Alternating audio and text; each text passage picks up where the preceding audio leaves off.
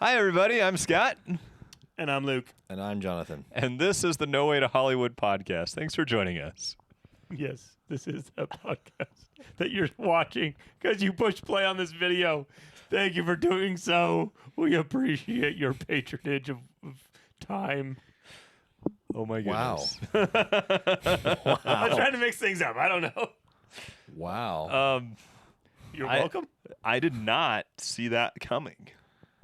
It started off like all the latest ones that are really like uninspired, and then he just went into the full depression mode and begging for help. And wow. Wow.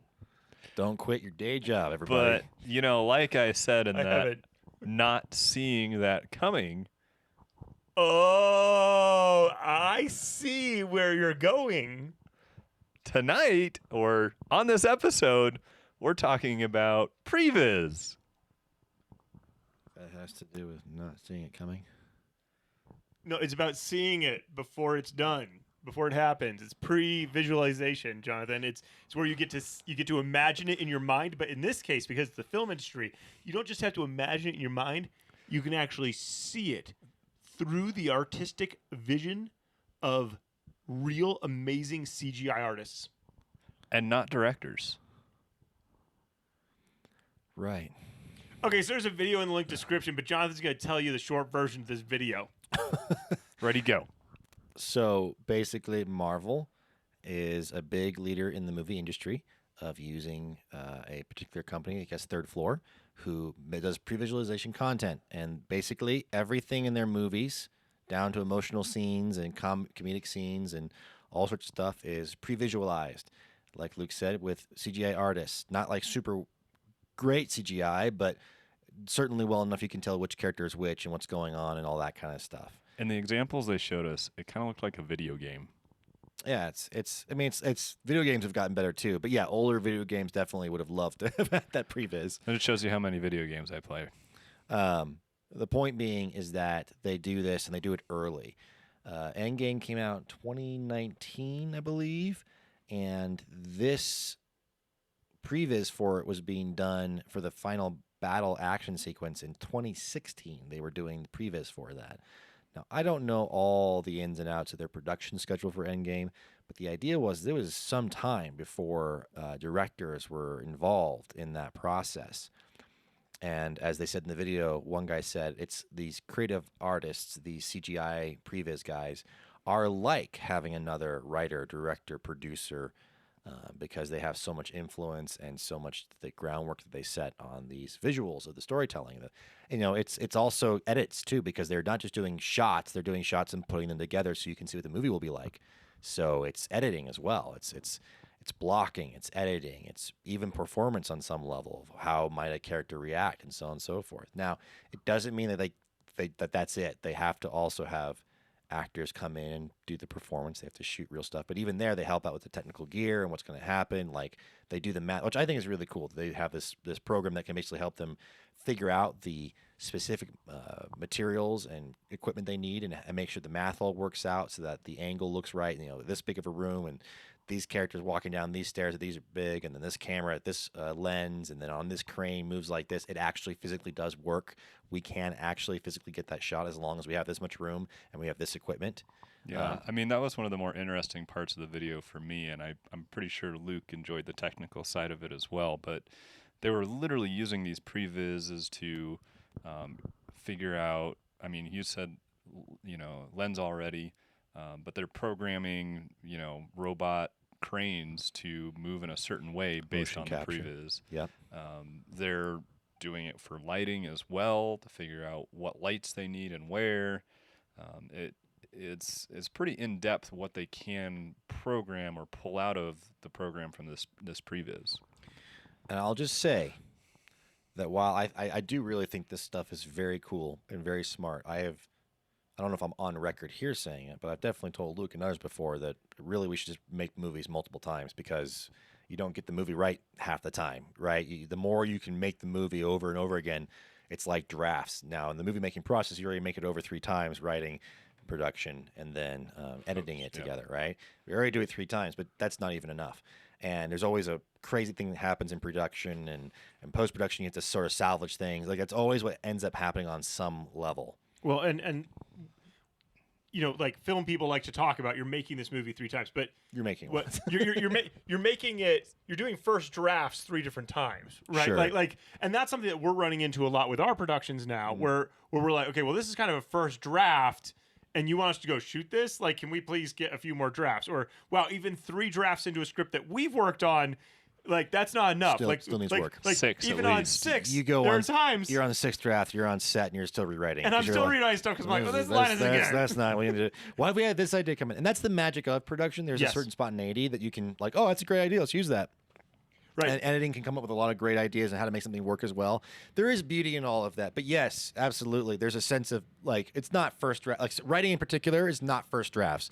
They go through lots of drafts of the script before they get to a place where they're happy enough to move forward. But even then, the best pros still have scripts that are like, okay, we got to rewrite this. Or, hey, guess what? We don't have that location anymore. We got to shift everything around. How are we going to make this work? Well, we'll have to rewrite it.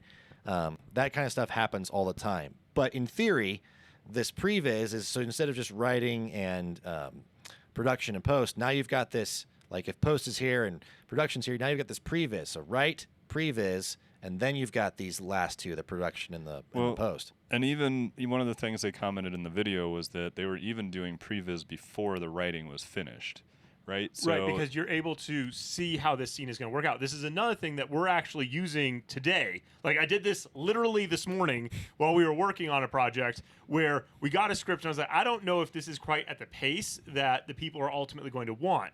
So I took photos and my voiceover, and I just threw it together in a timeline reading the script and said, okay, I just want you guys to kind of get this feel of like, now this person's talking.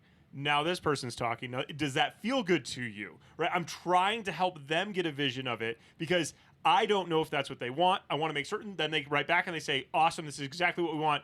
But we might actually want more people talking. Well, actually, then you're not happy with exactly what it is. You've now gotten in your mind, we should actually have more people. And this pre-visualization, and granted, mine is not exciting or anything. It's here's a photo and somebody talking. Or worse, here's a sketch that I've done, right? Which enables you to see, oh, we might want to break this up into more people talking and more people have a line. And that it should be said that it's not like this is a brand new idea to movie Right. makers. Storyboards, which are drawings of the thing, are been around for a long time. Mad Max Fury Road infamously has basically the script is the storyboards just on panels around the room. That's how he Jodorowsky's Dune. Jodorowsky's Dune had Jodorowsky's Dune. Apparently, there's these giant, like, huge books that are just story, like a comic book almost, right? And that's why comic books are a great medium to translate to film because they are designed basically already storyboarded. Right, they're already storyboarded almost. So there's definitely that's been going on for a long time. What's unique about this is 2 things. One, this is obviously a technological digital solution to this that's on a different level. It also gives you these tech specs, which is really cool, really valuable. Well, and it's also about the camera motion and the people motion, right? Whereas with a drawing, you can put an show arrow. like here and it goes to here. Yeah. But you're not doing these like crazy like spins and these dolly, like you can't do as much with that. Whereas this, you can say, okay, we've got 20 characters that we need to have on screen because this is our superhero movie. How are they all going to fit and move, and where can we see them all if we move the camera like this? Well, in reality, the previs nowadays, especially with a Marvel movie, I mean, half 75% of that movie is animated. Yes. Thanos is animated. Yes. Everything is animated. So you're actually getting your first steps into those animation sections. So, I mean, what is going to be the real pushback, or why are certain people in the film industry pushing back against previs? Well, okay, so first, what does Previz do? There are 2 things that you're talking about. Well, I think that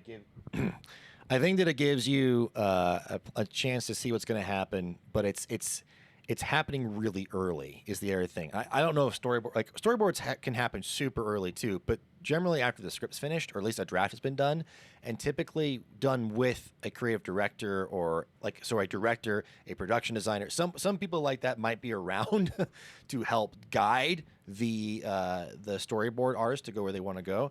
On a Marvel movie, the previs is happening 3 years before the movie comes out, which really, I guess, isn't terribly long because they got to get into production pretty fast. But the question becomes, the script's not necessarily finished, directors aren't necessarily involved until later.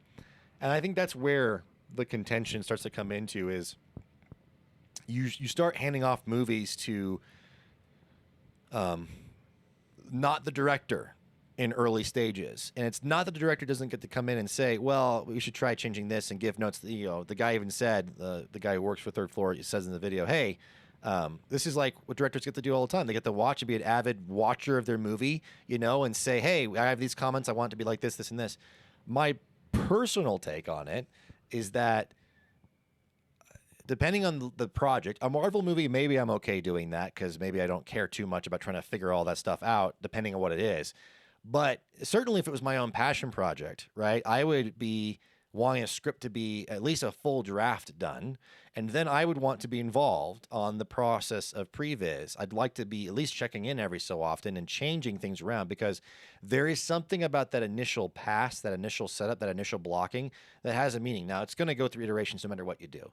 Whatever location you go to in real life, you know, no previs, no nothing, just go in there, figure it out. You can get something set up and be like, you know what? Actually, let's change this all around because we need to do the blocking differently. But blocking and timing and what the set looks like all of that is super important, and a director typically has say in those things all through pre-production and production and post. Like they're talking about that stuff constantly. They're giving yays or nays or ideas or trying to inspire work. Now, they can't do everything.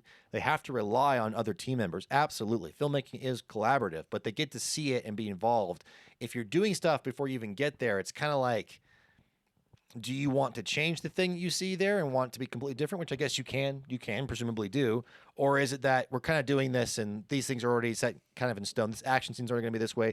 The example was one female director who was going to do Black Widow declined because Marvel told her that she didn't have to worry about the action scenes, which I think she wanted to worry about the action scenes. I think she wanted to figure that out and make a style choice on that. And they told her, we got it covered already. So there's, you know, and the positive in the video was, well, they can hire indie directors who don't necessarily know how to do action, you know, or big set piece stuff, right? We can just get those guys and they can care about the character work, and then we'll take care of the big action stuff because with this great model, which there's a truth to that, but also, again, you are taking something away from the reins of the director. You know, what would those guys be like if they did get to handle action? Maybe it won't be nearly as good because they're not as experienced. At the same time, they might bring a completely different viewpoint and thought process to the entire scene and make it totally awesome and make it very cool. Yeah, a very different way of handling it just because they are a different person with a different perspective on action. Well, okay, but and this is where like you need to know what you're signing up for, right? And this is where there are directors who are turning down Marvel movies because they're like, I don't want to sign up for that. But if there was like, hey, we're going to do a new, like this generation's Fred Astaire, Ginger Rogers movie, and so it's going to have a lot of dancing and roller skates and all that kind of stuff, and Luke, we want you to direct it, but don't worry, the Previz team has all the dance choreography down, and we've worked with our Previz dance person who's really good at it, so all you have to direct is this other stuff.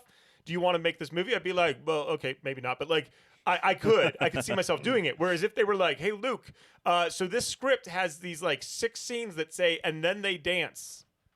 Figure that out. I'd be like, whatever, dude. Right? Well, but then it's a question of who am I working with? Am I working with the choreographer? Well, if the choreographer is already working with the Previz team, and then I come in and I'm like, okay, but since I'm going to do this scene this way, can we change this dance moment where like, you know, she trips on the bubble gum and I want to do this instead? You know, like it's a question of who's doing what. And there's, as they said in the video, there is a new other director out here. And that's where if you really want to get in on action, it sounds like the direction that you should be going is Previz.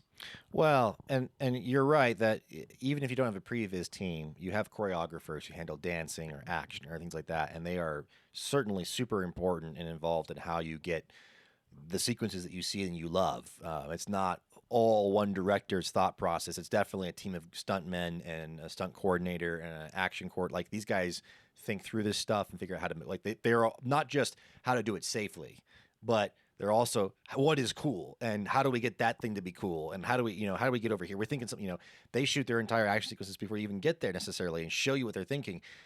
I guess my one quote unquote beef is, well, I think there's a lot of cool stuff there. I think it's, this pushes filmmaking back to being the producer's medium in some ways rather than being the director's medium, I think, in my mind, because I think personally Marvel and especially is Kevin Feige's like baby. Like the fact that it's all done what it's done is largely responsible to Kevin Feige. You know, he's chosen the right people, and there's definitely directors doing like everyone's doing a lot of hard work. They're making choices, creative choices, but he's the one watching over everything and hiring everybody the entire time. And producers have been doing that forever. They've been hiring that director and hiring this act. You know, they've been involved in all. It's not that that's brand new. It's just to this point where, like, I think the thing I'm just worried about is if you're supposed to be a director and have a creative vision, and you come in and things have already like the choreographer's already been hired. You don't even know this is just the guy you're going to have, or this is the Previz team you're going to have, and this is what we're already going to do over here. Like when you start everything is sort of dictated to you, and then if you can't mold them or shift them for whatever set of reasons, or you can't get past a like. How do I say it? There's something about creativity too, where sometimes, not all the time, but sometimes a blank piece of paper, as frustrating as it is, gives you a whole different opportunity to get something done and be creative that you would never ever get to if you saw a tree already drawn on the piece of paper. Now it's going to be something like that. You're going to modify it and try to go a different direction, but it's hard to get away from the roots sometimes, depending on your mentality and what you've seen. So do you like poetry? Not terribly. Okay. See, I love poetry. And I like it because of the constriction, the confines, the constriction of it. Like I need to find words that rhyme. I need to find things that fit this meter. I need a way to do this. And I even put more constraints upon myself where I'm like, oh, what if I started this one with A, B, C, D? Like what if I did these crazy things? Like I like the challenge of that. And so I could see myself working really well in this kind of environment where it's like, hey, Luke, here's what we're thinking for this sequence and this stuff and this stuff. We really like all this. You can give us notes if you want, but we'll fight you on it and whatever. And then you're going to get fired and we'll cite creative differences and, whatever, right? But I could see myself working really well in that. Whereas I could see someone else, maybe more like you, who's like, you're holding me back, let me free, well, and we just watched that thing you do, and it's like, well, I can't work in these conditions, right, right. Well, and like I said, I think it's based on the project and it's like, what are you signing up for? Like you said, like, what are you willing to do? And really, again, I might really love having people give me stuff, but I think I'd be very picky about what stuff, like some things I might be like, no, that sequence, you don't get to touch it until we do it together. I want us to do it together. I have ideas about that. This sequence, I don't know. I'm open to ideas. Please show me something. That might be really cool. It'd be great to have your inspiration and then try to mold that into what I think will work, right? And so it's having a choice rather than being dictated to. And confines happen no matter what in film, no matter what, and no matter what art, right? You've got a page count you got to hit with a script, a story structure you got to hit. I mean, you don't necessarily have to, but you're going to. And there's also, whether you got so many days to shoot, you got your actors. You can only work with your actors. Your actors not pulling it. You could maybe try to recast, but probably not. Probably got to find a way to make it work, right? Like this kind of stuff. If you're an editor, absolutely you have constrictions. This is what I got. This is the footage they shot. I don't have anything else. Now we can maybe do some reshoots on a big budget picture. But we've got this footage, and I've got to find a way to make it work. Right. So much of what you're talking about to me is kind of that like team atmosphere that you get in film that you just don't see anywhere else. And to a certain extent, Previz is just bringing on maybe an additional team member. And how do those relationships all fit together, right? So it's not necessarily, hey, this isn't going to work, or, this director is basically getting, taken out of the picture. Well, no, it's just okay, so how is this team all fitting together and what is the actual role now? Right. And that's where like I don't see like Marvel Studios being like, hey, Wachowskis, we've already prevised your movie for you. Go get it. Because the Wachowskis are notoriously good for like, we see it in our head, we do our little storyboard, and we've got this thing. Right, but the Wachowskis were indie filmmakers who made like a crime caper movie and didn't do anything else. And then they tried to make The Matrix, and they had a deal, and they were working through it, and they had written it, and no one understood anything, and they showed them storyboards.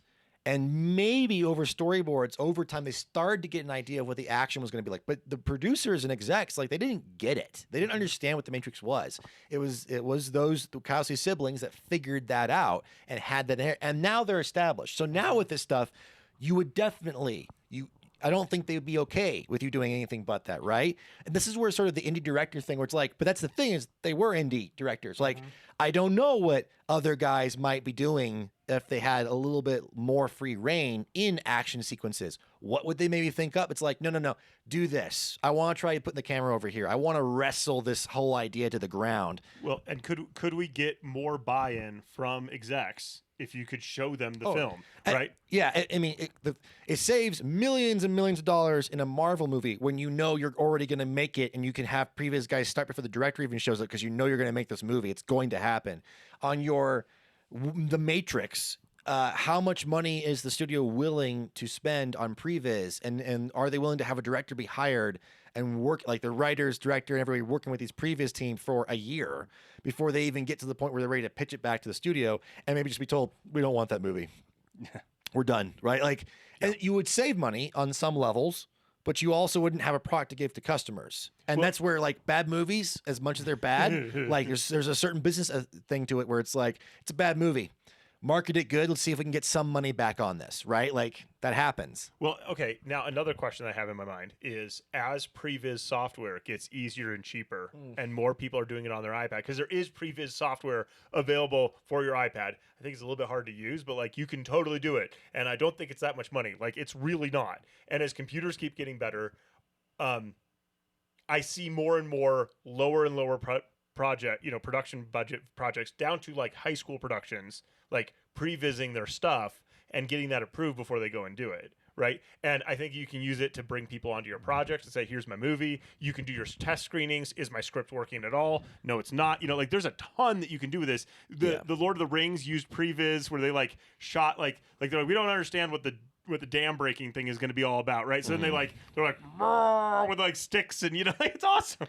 Well, and let me just say, I think Previz as a tool is an awesome tool, and I've said I would love to to make movies more than once, and that if that gives you the opportunity to again make the movie as close as you can to something, and then go and try to execute that, and make it over again, and like there's something about that really helps you make decisions when it's way less costly, and you have the opportunity to do so. But who's making those decisions? Who's your beef? That's my beef, and how the creatives allowed to be in there, how early are they allowed to be in there, and that whole game. And again, think about Mandalorian and the technology of the volume. Right. Like, you're talking about previs being even more valuable potentially because you're making sets, right? And then you go put that on the volume, which is this projection basically of the set for the actors, and so then you've got this really nice workflow going on with all of that, and as much as I may not like George Lucas came apparently on the set of The Mandalorian, looked around, was like, yeah, this is what I was hoping to get to eventually. And like the whole theory is that one day we'll just be making movies in our garages, right? Like we'll just have a garage with, all this inexpensive at that point tech of the volume and the previs software. And you'll animate and make all this stuff way faster and easier than it was ever been before. And then I think, just hot take prediction, and then movies will be, there might be technology. There'll always be technology. It's not cost effective for your prosumer garage guy. There'll always be that, but I think you'll find that movies will start going back more and more to the physical stunts and the physical crowds because that's really expensive and hard to do, and you need a budget. You need a lot of craft and ability to do that. Guy in his garage can't do that. He can animate a bunch of people, but Mission Impossible. No one else is going to stand on the side of this plane as it takes off.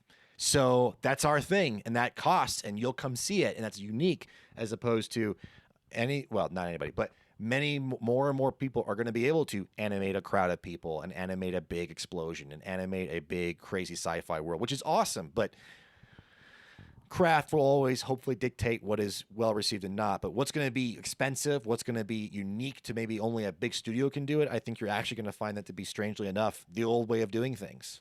Yeah, and again, like, if you want to have a say in action and that kind of stuff, you might want to go into Previz and become the guy who runs those departments, because then you'll be like, I'm the one dictating these sequences, and everybody will be looking to you, and you'll get to do that long before any director shows up. Or an action choreographer, stunt coordinator, and which you probably start off as a stunt guy. Like there's some really cool stuff, and it's awesome. And I think that there's been an outcry in Hollywood for some time about there should be a Oscar for stuntmen and for those roles because they do so much work. And honestly, if Previz is doing this much, and apparently mostly like Marvel movies are embracing it wholeheartedly. A few artsy movies or lesser like different kinds of movies have done it. Mostly it's been done for or was only done for a big sequence like the Dam, where it's like we don't get it, let's previsit.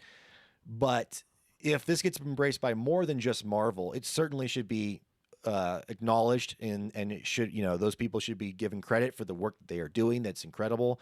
And there are teams of people doing awesome stuff. The choreographer of The Matrix is not the Wachowskis. It's I forget his name, but he's like an Asian guy who's done a bunch of awesome martial arts movies, because the Wachowskis wanted him because he's done a bunch of awesome martial arts movies, and that's the kind of thing they want. But it wouldn't have been exactly The Matrix without the Wachowskis there saying, yeah, but I want this, and it's got to be like this. And that can be the same thing with a Previz team. It's not that that can't be that same relationship. It can be awesome, but again, you've got to have that respect. You got to have that working relationship. You just want to be the director that's there before they start the Previz process. I just want to be able to pick. Yeah, I want to be able to have some choice. If I was directing, I want to be able to have some choice. And if I have an action scene in my head, because I care about action myself, I want to go and be like, no. It's got to be that get the camera lower and get in and do this. And the set shouldn't be like this. It should be more like this. I don't know. You figure that out. But figure this thing right here. So you want to put the camera low and you want to spin around with a bunch of with a telephoto lens and a lot of things, and then maybe some girls in bikinis and like some guy in super cool cars, slow motion, and definitely if someone's eyebrow goes up, explosions. You know what I'm saying? Explosions everywhere. Just like all sorts of fire. This is Michael Bay, by the way. Okay, sorry. Yeah, if that wasn't clear, because we're making fun of stuff. But then, I think, the beef is when and how and who. But like the Previz tool and the how do you help people catch a vision, and how do you share your vision with the rest of your team, and all of that kind of stuff. Like people work in the industry who work together, like they find the people who get them and they can communicate really well in that stuff, because it's hard enough to get films done. You don't also want to have communication issues of trying to like, here's how I get this to you, right? And even Michael Bay, whom we're making fun of, like there are times where people are like, Michael Bay, I do not understand the craziness that you're talking about. And he's like, okay, when I say the car punches him in the face, I mean the tire is literally going to like punch him in the face like this. And then the stunt coordinator's like, oh, okay, let's go shoot that. Like ridiculous stuff. Well, and it would be awesome to have the opportunity to spend a year after a script's been done to work with the Previz guys and your department heads, and not have to have all the other people, but those guys, and then do a screening of your Previz movie together, and then stand up and be like, well, so we want to make this movie? Like, is that the movie we want to make? Well, cool. And you could even go into your costumes, and you can get into your music, and you can get all of that stuff to be like, do we like the way that costume looks? And especially if you've got like, somebody who's trying several different designs, you'd be like, which one looks better when they like run flapping through the wind? Wow, that's way cooler. Right. Whatever. Well, they even talked in the video that we watched about how they've used Previz to, stick it into the movie and see how the response is to a particular sequence, whatever it is. Right. That way, they're not spending the money to shoot something that they're not going to end up using in the end. Right, and you can discover where your ideas were bad, right? Because you have those. The whole thing. Well, and there's no substitute for good craft or for good storytelling. Like that's always going to be the core element. No one's going to care about your movie if the story sucks. So that's not going away anytime soon. Which is where I'm kind of like, who's if the director really is supposed to be the person who takes care of and watches out for the story and makes sure the story is told and told well, well then, no matter what thing is happening in pre-production, production, or post-production, they ought to be involved. And they ought to be able to have some strong authority to make decisions about what stays, what doesn't stay, what happens, so on and so forth. Well, and that's where, back to your point early on, or is this becoming more a producer is making the movie and they are the one, like, Foggy is the one who is actually the owner of the like are we talking about showrunners now or season runners or movie runners or universe runners, right? Where like they're the ones who are actually custodians of the entirety of the thing. Right. And it's like, no, actually you're a action director that we're bringing in for this, and you are a emotion director that we're bringing in for the dialogue sequence, and you're the background matte painting director.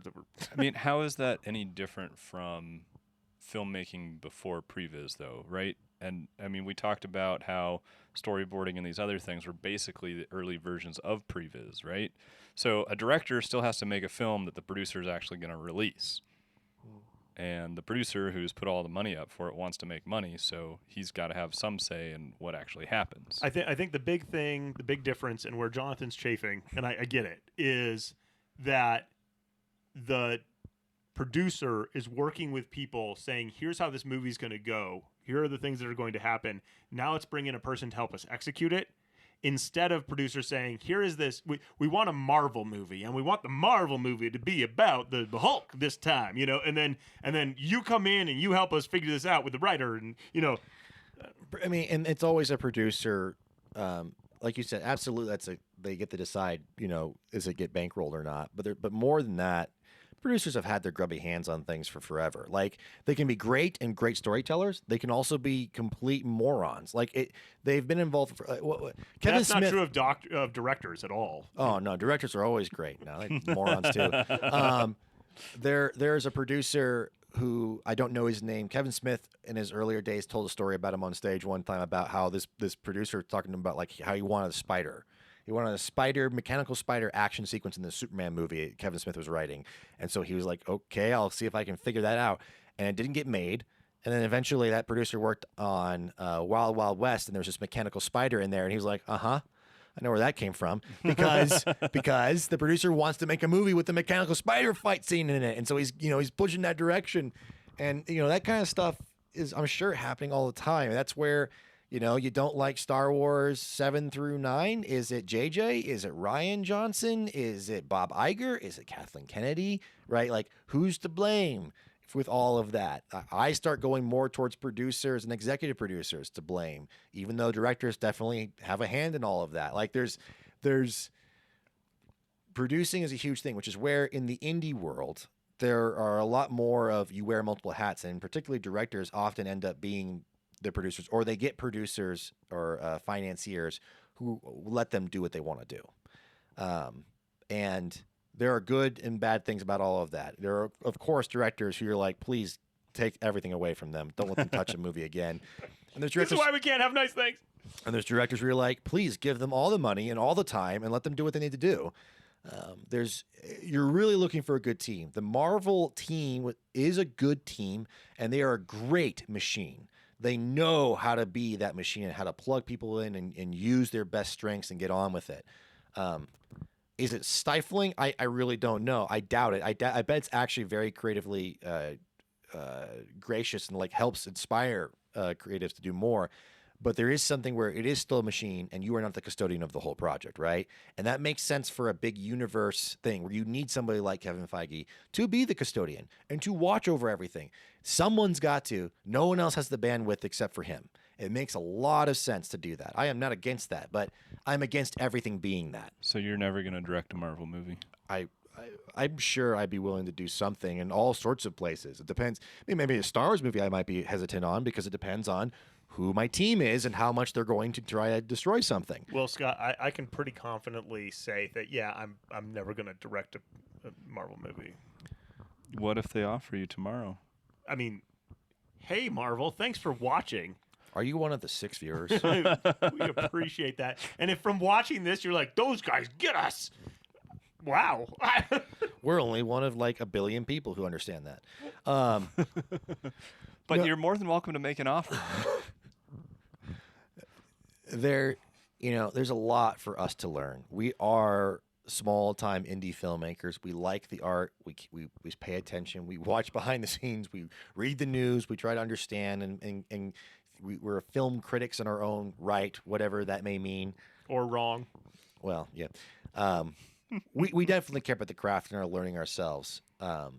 Would we be able to handle a big budget movie? Yes and no. Like, absolutely no, because we know nothing in a lot of cases. We need a lot of help.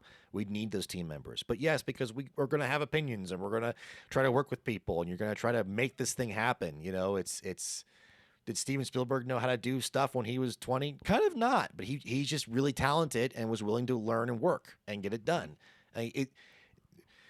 that's kind of how this stuff goes. The bigger issues of the film industry. Let me put it this way: I don't believe that like Previz is the problem with the film industry or something. Not at all. It's a wonderful tool that hopefully gets used more and more in the best possible way. The issue will be the same issues it's always been. Who has the money and who makes the decisions at the end of the day? And are they a good team player? Do we get a good team together to make a good story? Do people want to make a good story? They want to make a thrill ride instead? Like, what are you trying to do, and what's going to make the money, and what's going to be allowed to be made? Marvel is doing great, and they had to work hard to get to where they are, and they've had great success, and that's great for them. They're just not the only thing. And the fact that other studios seem to, and for a long time, just wanted to be Marvel. Yeah, they made a lot of money. Do your own thing, guys. The death of the mid-budget movie in a lot of ways, how that's very much disappeared, and new IP, if you will, new stories, new ideas are hard to market or get people to show up to. There's lots of reasons for that. Culture's interest or disinterest in movies or going to the theater. Or how do you make money off of a movie? And how do you, with streaming and all the other things, there's so much saturation. How do you get your movie to stand out? There's lots of issues, but those are the kinds of issues you're trying to actually work through when it comes to finding good or bad movies. It's not Previz that's causing that problem. All right, gentlemen. Well, thank you for the conversation tonight. Before we go, as always, what is something you recommend our viewers view? Okay, well, actually, I'm going to the prequels of the Star Wars universe behind the scenes. There's Shocking. He's recommending behind the scenes. Don't watch the movie, just the behind the scenes. Because you'll appreciate it a lot more. So one of the things, talk about the angles. Like if you're like, I don't understand this like angle thing of like whatever. In there, they have this cool setup where they're like, okay, so we shot like, our miniature of the town of Mos Eisley, right? And we shot it at this angle for the miniature. But then we had to get that same camera angle information to our actual production people, who were then going out into a giant sand, like literal lot of sand. It was just sand, and we put them up on a crane, and we had to get it high enough at the right angle so that we could be shooting the people walking on the streets so that we could get those two things to match, right? And so that's really cool.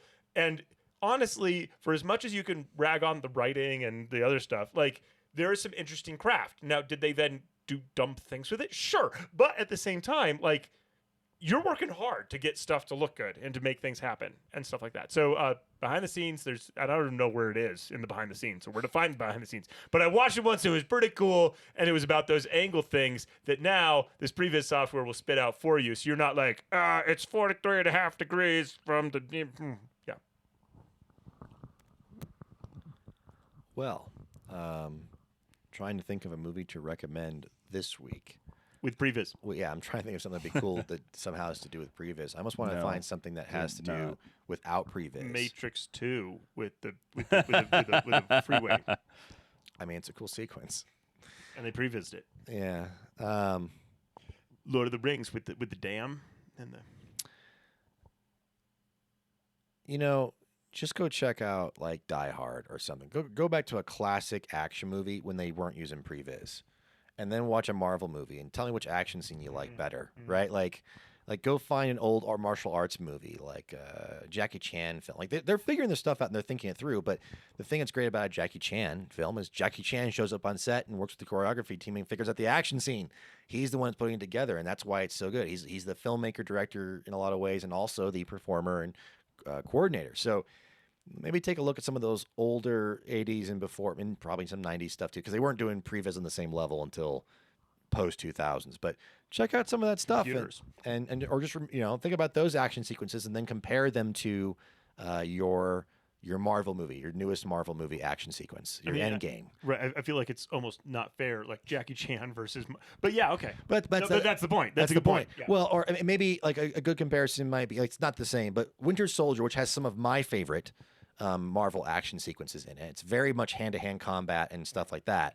Maybe take those action sequences and compare it to your favorite Jackie Chan sequences and see if you can feel the difference at all, because there's some really cool stuff in Winter Soldier. I think some of the hand-to-hand combat and coordination is great, and they Previz some of that for sure. And then you've got Jackie Chan, which did not.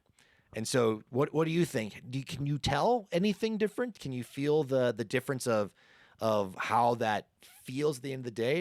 Is there really that much of a difference, or is it just the Marvel movie versus it's just this is a story and this maybe that's all it is. But maybe maybe do something like that. Well, I'm not nearly as cool as these guys and have any of these great comments to say, so I'm going to actually stick in the Marvel universe. And for a guy who doesn't like comic book movies in general, Doesn't really like him. I actually really enjoyed Guardians of the Galaxy and Guardians of the Galaxy 2. Lots of people did. A lot of fun, enjoyable, hits on a lot of things. So my recommendation is going to be Guardians of the Galaxy. Thank you for joining us. We'll catch you again next time.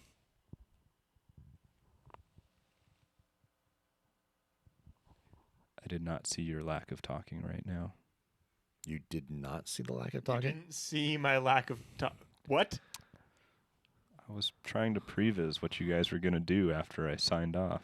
Look, if you want to do that, you're going to have to hire us so we can do the previs with you. You understand what I'm saying? We do not write these. We don't previs these. These are raw. You don't previs them? Oh. Yeah. How'd you find out about that? You realize the next thing you do is drop the mic and walk away. And he won't because he hates being manipulated. So Jonathan will. I'm just going to go turn the camera off. Oh, okay.